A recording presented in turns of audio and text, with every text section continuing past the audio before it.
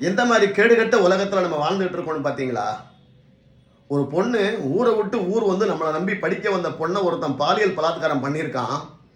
அவன் இந்த தப்பை முதல் டைம் பண்ணலை, இந்த மாதிரி பல முறை தப்பு பண்ணியிருக்கான். 2011 ஒரு வழக்கு, 2017 ஒரு வழக்கு இருக்குது. இது மட்டும் இல்லாமல் 3 பேரோட வாழ்க்கைக்கு எடுத்து 3 பொண்டாட்டியோட வாழ்ந்துக்கிட்டு இருக்கான். இவன் முதல் டைம் தப்பு பண்ணும்போதே இவனுக்கு எந்த மாதிரி தண்டனை கொடுத்தா இந்த மாதிரி தவறுகள் குறையும்னு யோசிச்சிருந்தா இவன் இந்த மாதிரி தப்புகளை தொடர்ந்து பண்ணியிருக்க மாட்டான். அதை பற்றி ஆராய்ச்சி பண்ணுறதை விட்டுட்டு இதுக்கு எதிர்ப்பு தெரிவித்து அண்ணாமலை சாட்டையால் அடிச்சுக்கிறாரு. அவர் அடிச்சுக்கிட்டது பஞ்சு சாட்டையா குஞ்சு சாட்டையான்னு ஆராய்ச்சி பண்ணிட்டு இருக்காங்க. ஏயா, உன் வீட்டு பொம்பளை பிள்ளை இந்த மாதிரி நிகழ்வுகளில் பாதிக்கப்பட்டா இப்படி தான் நீ ஆராய்ச்சி பண்ணுவியா? இல்லை பதியப்பட்ட எஃப்ஐஆர் லீக் ஆகி அவன் குடும்பத்தோட முகவரியே வெளியே தெரிகிற அளவுக்கு பண்ணுவியா? ஏன் உனக்கெல்லாம் பொண்ணு, நீ பொண்ணை பத்துக்கலையா? இல்லை உன் சொந்தக்கார பொண்ணு இல்லையா? இல்லை உன் அக்கா தங்கச்சி இல்லையா?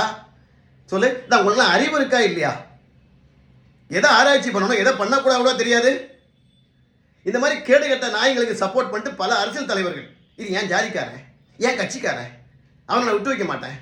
ஹேய், அந்த பொண்ணு, படிக்க வந்த பொண்ணு இன்னைக்கு அவன்கிட்ட மானவங்க பட்டு தெருவில் நிற்கிறான். அவன் வாழ்க்கையில் இன்னொருத்தனை கைப்பிடிச்சா கூட ஒவ்வொரு நாளும் புருஷன் கூட படுக்கும்போது இந்த எண்ணம் தானடா வந்துட்டு போவோம். சொல்லு. ஏடா, நீங்கள் அரசியல் தலைவர் தானே, உங்களை பல பேர் வந்து நீங்கள் நல்லது பண்ணுறீங்க யோசிக்காங்கல்ல. நீங்கள் நல்லது பண்ணலாம் பரவாயில்ல, இந்த மாதிரி கேடுகட்ட காரியத்தை பண்ணுற நாய்களை ஒரு அறுத்து விடுங்க, அது போதும். இவனோ பண்ணுற தப்புக்கு ஒட்டுமொத்தமாக கட்சிகளுக்கு கெட்ட பேர் என்ன? ஏன்னா அவங்க தான் வக்காலத்து வாங்கி இவன் இந்த மாதிரி நாய்களை காப்பாற்றுறாங்க. ஒருத்தனை பண்ணுங்க, ஒருத்தன் தப்பு பண்ணுறானா அவன் ஆணூர் கட் பண்ணி விடுங்க, அதுக்கப்புறம் இந்த மாதிரி தவறு நடக்குதான்னு பாருங்க. நடக்கவே நடக்காது.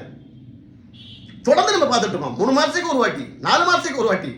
சின்ன பிள்ளைங்க என்னையா பாவம் பண்ணுச்சு, 3 வயசு பிள்ளைக்கு என்னையா தெரியும்? நாயை விட மாட்டேங்கிறான்.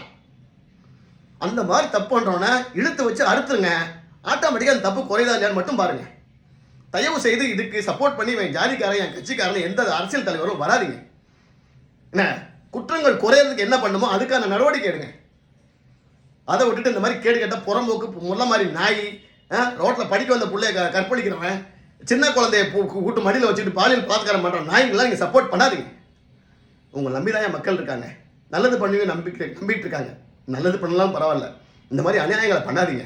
பல போராளிகள் ஏதாவது தவறு நடந்துட்டா பல போராளிகள் போராடுவாங்க. ஆனால் இது ஒரு போராட்டத்தையும் காணும்.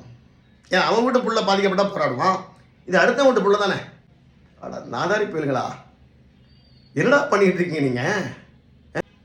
ஆதங்கம், ஆத்திரம் தீரலை.